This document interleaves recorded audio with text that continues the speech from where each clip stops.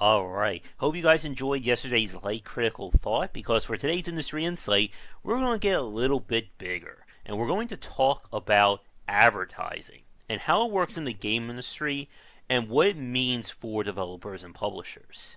Now, obviously, as we are all well aware of, for as long as there have been products being sold, there's been advertising to go with it, and the game industry is no exception.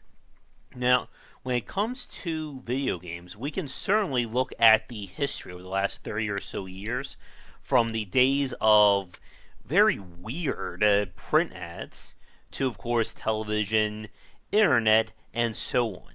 But what makes things very interesting is that the video games are very hard, I think, to actually advertise. And it's very hard to think about that, especially considering the fact that the medium is visual. But at the same time, it's also interactive. And that's very tough to convey to a television, ad on the internet, TV show, magazine, you name it.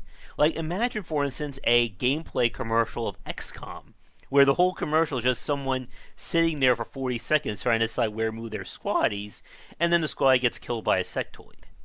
And this is why, when it came to the video game industry, and still to this day, marketers and developers have had to get creative. And there are a few things that are unique to the game industry and what they mean when it comes to advertising games. So the first one, obviously, are our commercials that you see again on internet shows or on TV. You'll find that most commercials for video games will usually use, I guess, like the teaser footage or a sizzle reel rather than actual gameplay. Be it everything from what we saw the last few months with Star Wars, Call of Duty, Battlefield, and the like, or even just Shadows of War. The point is that you rarely see or even get described actual gameplay in these ads, which is actually very interesting when you compare it to something like car commercials, where you'll see people, list of all the special features or what makes that car special in the 30 to 40-second ad. For a video game, it's not that simple. I mean, I'm actually trying to remember, were there any TV ads for the Souls games? I want to say there were, but I can't remember off the top of my head. Now, moving forward though, one of the most popular and albeit controversial ways of advertising video games has been the E3 demo. The E3 demo is not the same as a traditional demo, what we'll talk about next. This is when developers will put together very specialized and highly cut and edited footage of a game to show to marketers, people in the industry, and of course everyone watching from the comfort of their own home. And there's been a lot of trouble from these E3 demos. Because they are not actual footage, despite what developers will say, it can always paint the wrong impression of a video game. Some major examples would be Killzone, I think 1805 The Order, Halo 2, The Division. Actually, speaking of which, Ubisoft has really gotten famous with these fake demo ads, when they had tried to have like real people supposedly playing the game and talking all nice and calm to each other when, as we all know, that would never happen in a real game setting. Even among my friends, that will still not happen. And a lot of people have grown to distrust the E3 demos. Oh, and another one, Alien Colonial Marine, is a big example. But the problem with these kinds of demos is that it's a lot of work to create, and it's pretty much just wasted work if you think about it, because 9 times out of 10, this footage or this gameplay is not going to be in the main game. So you're basically putting together work that you're showing to people that will then be forgotten. And because of that, at least over or from the last decade and past, one of the more popular ways of advertising games, and one that us older gamers know about, my mouth just completely died there, sorry about that, are game demos. From the days of PlayStation Magazine, PC Gamer, File Planet, and so on, game demos have been an essential part of showing a game off and allowing people to get first-hand experience. I know for myself, and I'm sure for many of you watching this, a demo has been the major consideration whether to buy or hold off playing a game. For instance, over the Black Friday weekend, I tried out the demo to Shadow Tactics. And while I enjoyed myself, I figure I could wait a little bit longer before picking it up. But the importance of the game demo is that it's the complete antithesis of the TV ad or even the E3 demo. It's giving us a literal hands-on experience with that game. With that said, though, it's become a very interesting and polarizing topic for developers and consumers. As we've talked about before, any work that gets put into a game, be it for demos or actual content, is time and money out of the developer's pocket. And for a lot of smaller developers, it can seem like a wasted effort to go into a demo when you're still building the game. But with that said, though, I still feel that demos have merit, even despite the growth of our next topic.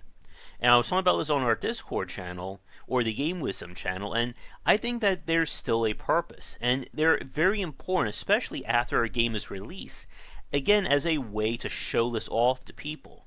Because the best way you're going to tell whether or not you can play a game or even enjoy it is by downloading it yourself. And of course, many smaller developers, such as Spiderweb Software, and I want to say Soltech Entertainment, although I'm not 100% sure, have made use of shareware demos in the past, wherein you download literally the entire game, but the game will cut off after 30 minutes of play or the first chapter or stuff like that. And they are a great way of showing things off and again getting that first-hand experience. Now with that said, though, as we entered the last decade, or I'm sorry, the beginning of this decade, we have seen the rise and the continued growth of Let's Plays as a viable marketing strategy. From major names such as Markiplier, PewDiePie, to even just having people on various game sites like IGN, Kotaku, and so on do Let's Plays of video games to show them off. Because the closest you can come to showing the game or having the game firsthand is watching someone with their firsthand experience. And Let's Plays have become big bucks for a lot of people. For YouTubers and streamers, it's a way of getting free advertising and draw people to their respective channels. For publishers, it's a way of getting free advertisement. And for indie developers, it's a way of getting basically a connection to these people who could be covering their game in the future. I mean, over this last year alone, I've gotten many emails from developers all over the world asking me to review their game or just give me a press key to check it out. And that's a really great way of showing these games off. And if the person who's playing it is knowledgeable on design or the game, you essentially get a free playtesting session as well. But Let's Plays have also gotten some controversy, especially from bigger YouTubers who have been caught either charging people to play their game or giving a game a positive review and not revealing if that key was either bought or given to them. And that's always been that very, I guess, gray area when it comes to these Let's Play and streamer spotlights. Is it right for someone to charge a developer to basically look at their game? I don't know. To me, that seems like it's going over a line. Although I'm sure other YouTubers and streamers will probably disagree with that. But for me, I'm just fine with getting the free game to show off. Because I think I want to show this game and I don't want, put it in that weird, awkward position for the developer. And there are other ways, obviously, to make money. Speaking of which, though, there has been a new way that we've been seeing lately. And this was actually brought to my attention on our Discord channel, but I've kind of been seeing it as well with the mobile games I've been playing. And that is the Let's Play advertisement. What that is instead of just watching a Let's Play and going from there, we're seeing developers and publishers hire Let's Players to get their reactions or do a mock commercial for that game. And depending upon what games you play, you may not have seen any, but this is very prevalent in the mobile space. I was linked to a video on Discord, but I've seen a few of those ads on mobile games. I know there was one for this game called Battlejack, something to do with dragons, and the like. And in this case, you're seeing an actual Let's Player supposedly play the game, but again, it's just them trying to sell you on this title. And it reminds me a lot of what we saw with people selling CSGO skins or those kinds of reactions where not only is it very artificial, but the developer and publisher in question is essentially trying to buy credibility. And we've talked about that before with G2A and how they've been getting their names or their promotion on big name YouTubers and streamers, despite what people have known about them and what they do with the gray market and buying and selling of keys. And to me, this is very similar because, again, the people who are doing this, they're not really playing the game there. They're just trying to, boast it up for you to enjoy. And again, I think what it all comes back to is that the best ways to show a video game is to actually have gameplay footage. Not artificial or highly edited ones, but actually watch someone play them. Or, again, the other best way, through demos. But when it comes to video game advertising, it's still a very tricky aspect, especially for indie developers to get a hold of. Because most indie developers don't have a full marketing team and PR budget to go on. And we've seen some very interesting cases, even from the AAA space, such as the Dark Souls, what was it, a demastered commercial or a retro commercial they put out, and of course very crazy skits that we see indie developers put on. Of course, things can certainly backfire, as the now infamous Money Number 9, you'll enjoy this game, or this game will make you cry like an anime fan on prom night. Everyone loved that commercial. But there is definitely an art to marketing your game and advertising it, and that is way beyond the scope of a 15 to 20 minute video like this. But to wrap things up for today, advertising in the game industry is not as easy as it sounds. Hence why developers and publishers spend hundreds of thousands, if not millions of dollars on massive TV campaigns, billboards, and all kinds of other innovative ideas. But at the end of the day, I think we're seeing the use of advertising kind of get in the decline as of late, because with so many games coming out, you're just being constantly assaulted. And again, watching an ad on TV or seeing a billboard or a bench advertisement doesn't really tell you all that much about a game. All the commercials for Battlefront 2 didn't really mention the fact that there were loot boxes and the whole star card system. And I think what we've seen over the last few years, especially with the rise of YouTube and Twitch and streaming, has been using Let's Plays as kind of the major form or major source of advertising. But I don't know about you, but I'm curious for what you think. Are you still a fan of demos, and do you think that we should still see them around? Personally, I would say yes, especially for games that are either unique or those that are a little bit hard to find any real information on.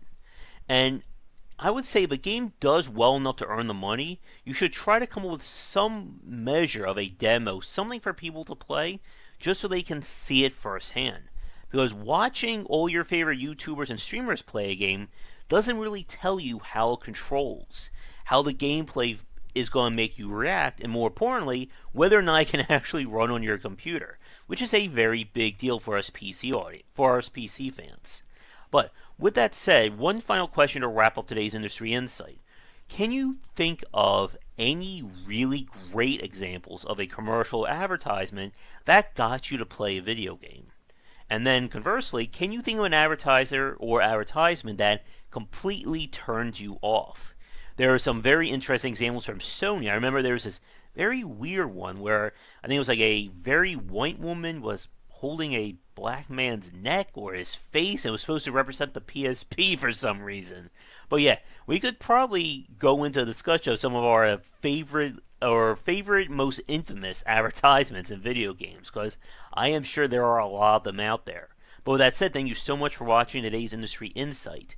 If you'd like to suggest a topic for a future vlog, please let me know. But otherwise, thanks for tuning in, and check back for more discussions on game design here, and on Game Wisdom, where we examine the art and science of games. Thank you so much for watching this video. If you enjoyed it, be sure to like and subscribe to the channel. Check back around 10 Eastern for regular streaming. If you'd like to suggest games for me to cover or topics to talk about, let me know in the comments below. For a collection of my writings as well as weekly podcasts on design, check out game-wisdom.com. To support the Game Wisdom Patreon, you can find us on there on patreon.com/gwbeiser. $1 will get you into our private Discord channel where we talk game topics and more. $5 will get you voting privileges for any major event, including the Saturday Night Grab Bag, Patreon-funded goals, and more. Thanks again for watching, and I hope you enjoy more videos here on the Game Wisdom YouTube channel.